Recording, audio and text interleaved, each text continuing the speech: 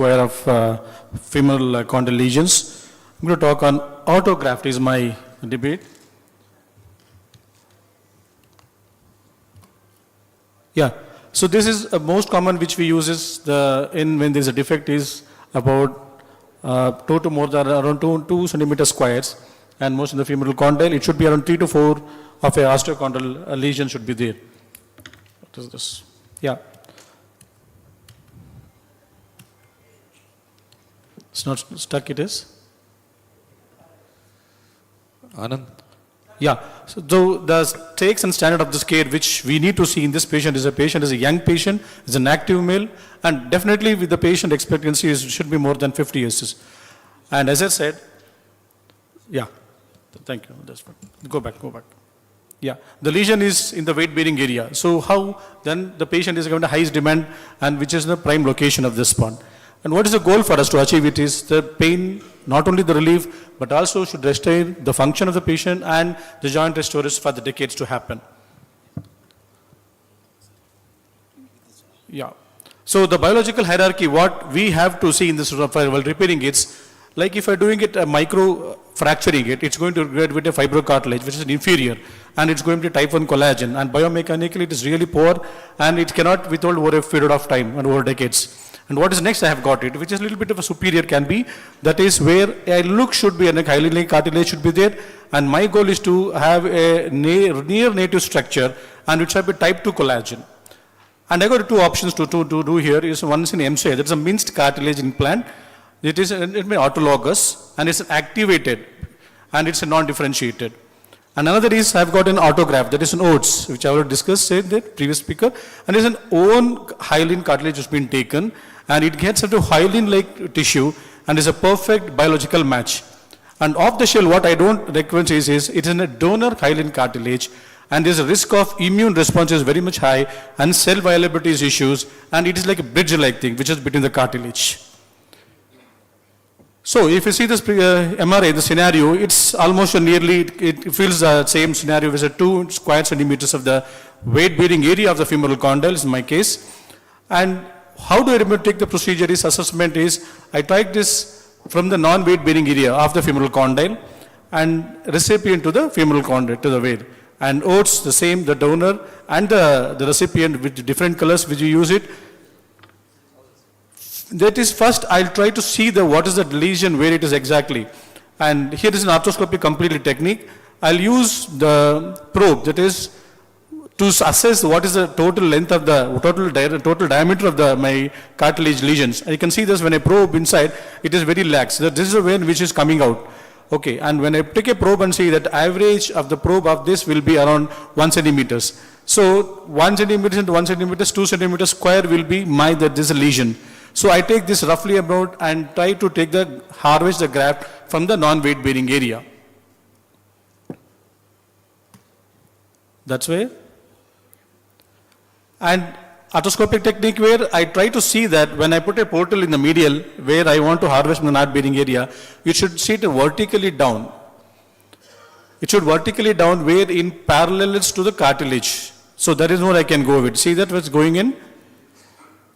And when I put it, it says the horizontal, the marker, laser marker should be parallel to the cartilage. If I go a little bit of an oblique around, I may not be end up in getting a perfect 15 mm of a length which I decide to get into it. So I try to get it as much as required when a length of a osteochondral graft which I've taken, and this will be retrieved to the recipient area. This is a donor side area giving it. And see, once perfectly matches, try to twist and things, because it's very important here not to plug it very forcefully. Give a twist and twist unless I get completely the whole thickness of the osteochondral flap which I get it. And once after I take it, I'll placing it to the recipient area which just comes over here.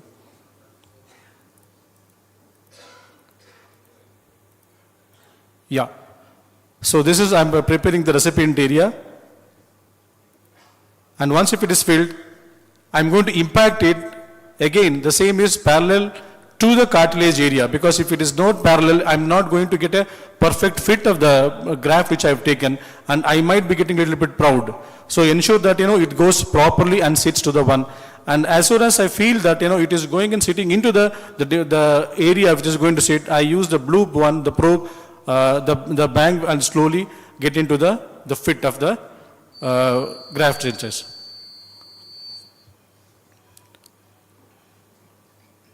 I'll ensure that it should be parallel and it will be not proudy.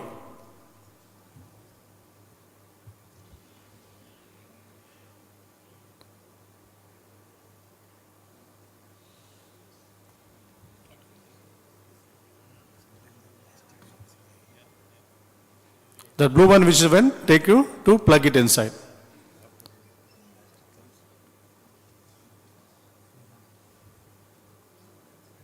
Yes, similarly I use another one for it to pick it, bring it. So what is the important to think about it here? There is a 10-night surveillance for the review which says that the outcome of the studies shows that it is a very perfect to enclose if it is 2 and 2 centimeters square. And autologous transplant implantation which averages about 71% of the graft if it survives according to Minas et al. And of course, by the MCI there is only study for till 5 years, but osteochondral graft 72% of success rate is been obtained. Thank you. So the conclusion is very clear. The autologous restoration has a track record in compared to the soft-shelf scaffolds. So questions on the debate rebuttal? Or this is a very friendly debate. At the Bangalore people are being friends with each other. The size of the lesion was not no 2 fireworks. into 2 centimeter. The size of the lesion was not 2 into 2 centimeter. It was around 2 centimeters. Because the probe was around 1 centimeters, it's completely 2 centimeters square. So I think, what's the message here for us? Yeah. What do we do? When do we use which one? If you're looking into the cost-wise effects, definitely the thing is here there is not much cost-wise. I'm sorry, there's a little video was little low and could have conveyed it. The cost-wise you should not think about and though it is simple to use the scaffold, sometimes we have got our own OATS, the materials will be available which way you can use it any delivery any time. Especially when you are doing it on arthroscopy and file a cartilage lesions, and OATS as such is a very handy. And suppose in case if you don't find it, then minced MCI, that is a minced cartilage implantation is one more technique which though the survival rate of around, it's not completely still studied, 5 years rate of this study still exists.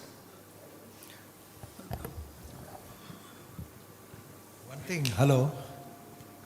I have one question for... Flattening of the femur condyles. I think OATS will help it to give a better contour.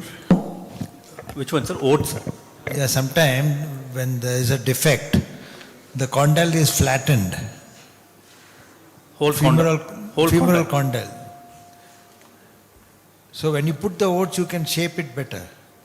Is it that? No. No. If the defect is the larger one, you have to put more plugs, then the chance Not of irregular... larger. I'm telling of the flattening. On the MRI also of X-ray, you see the condyle is flattened at that area. So when you want to bring it out.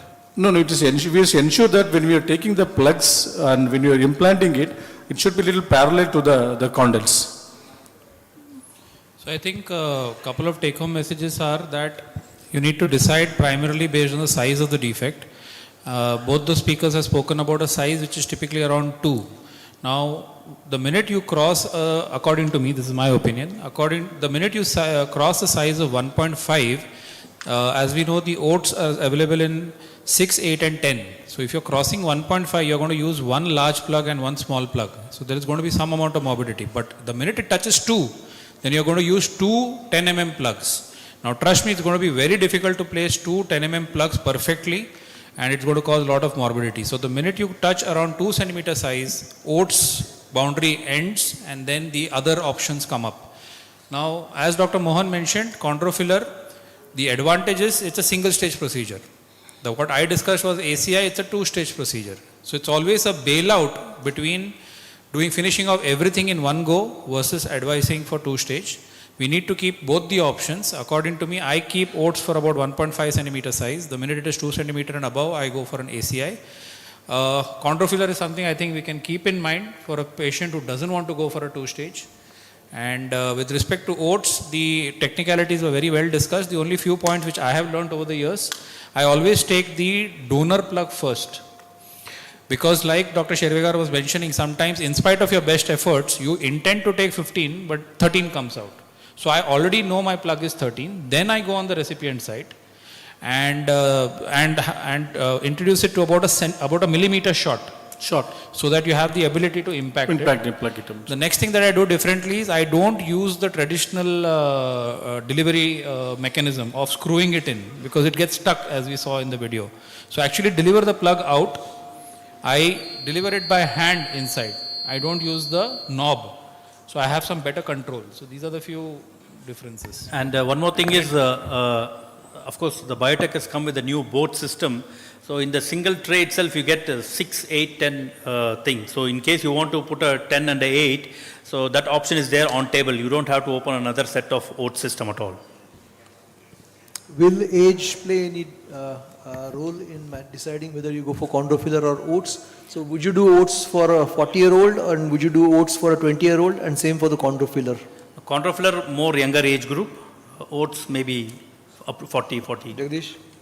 So I would like to use the chondrofiller for the other people, because if it fails, I'm not going to do an arthroplasty. That's the only thing which is remaining. But for us, young people, always try to put in an autologous. Yes, Dr. Sani. Yeah, so many of the times it comes as a surprise, the cartilage lesions. You are not prepared for it. You are not prepared for OATS. You are not prepared for chondrofiller. You are not prepared for gel-based ACI all. So at such times, would you still recommend microfracture as a technique? And what is your take? What does the panel take on microfracture as a technique for cartilage defects? I think in today's day and age, we know very well for the large defects, the minute it crosses 1 centimeter, etc., up to 1 centimeter, maybe you're caught up in surprise, you can do this. But larger defects, the outcomes are not at all good, especially if you're talking about a situation where you're doing an ACL in a young patient and you turn up with this sort of situation. So the younger population, the sports population, the return to sports, significantly compromised. I think Dr. Riley will mention in his talk, comparative studies of microfracture versus OATS. Clearly, OATS is having an excellent outcome compared to microfracture. The solution is you need to keep the OATS set at least plasma or ETO'd in your set, so you can always open up one, even if it's not available as a formal size. But the formal 8 mm size, 6 mm size should always be available for such surprises. Yeah, so Dr. Bhushan, any take on it? So our practice, unfortunately, is driven by a lot of financial things. So unfortunately, we don't have everything on standby. But if that's not an issue, then you can just take a cartilage biopsy in the first stage if you're surprised. Don't do anything to the defect. You can just put it in normal saline, put it in the fridge. Even next day if you send it also, that's fine. Plain normal saline bottle, and you can send it to the lab. They are able to retrieve cartilage cells up to 24 hours after you take them off. So if you take slices of cartilage, of course you will know on the MRI if there is a cartilage defect of some nature or not. So you can certainly be prepared in some way of either doing ACI or OATS if the time comes. To push in. At least I would like to keep it as We can MCI. use it for 3-4 times. Sir, if you look at the companies, no, but yes, we all use it for 4 to 5 times at least. So if you have it sterilized, yes, you can re-sterilize it and use it, yes. and Yes, this, Doctor. sir, My name is Dr. Sridhar. I have a comment to make, especially with the off-the-label chondrofiller that Mohan presented. That is actually my case that I did in Tumkur. That was a tier 2 city first case. It had a problem of, it is for the general orthopedic surgeons, for everybody here. It had a problem of, it is supposed to change into a gel structure. It did not change. We waited 1.5 hours, and since it was a tier 2 city, and I did not want to take a chance with arthroscopic implantation, so I did open, that is the case. So I closed the wound, and I asked the company person that they have to supply another one free of cost. They did. And it did turn to the gel structure in the end.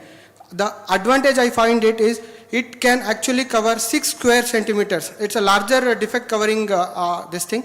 And the long-term follow-up, I will definitely come up with the results on that. But I believe OATS has a donor site morbidity, and this cartilage filler has got its own problem. The company person said 1,000 tests surgeries have been done. But that is the first case. It did not, it did not change the structure into a gel-like structure. It was a liquid completely. So always keep that in mind.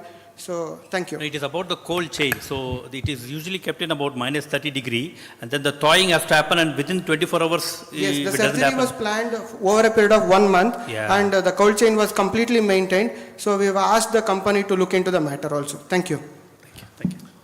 We have another good option of having scaffold with BMAC. Can you highlight on that? Because I think we can do with one stage even in large lesions. And anyone have any experience of minced cartilage? Yeah. So no, I last do. question and then we go to the Yes, next. sir. Yeah, Last answer. question and then we'll move to the. Minced cartilage, I used to do the minced cartilage. I've had the video also. Like if I find that, very difficult to get into the bigger size of the warts, then I will go for the minced cartilage. The drawback with this minced cartilage is the study is still only for up till 5 years, not more than that. So though we get a cartilage, hyaline-like cartilage, but the studies is not so much beyond well promising. Thank you.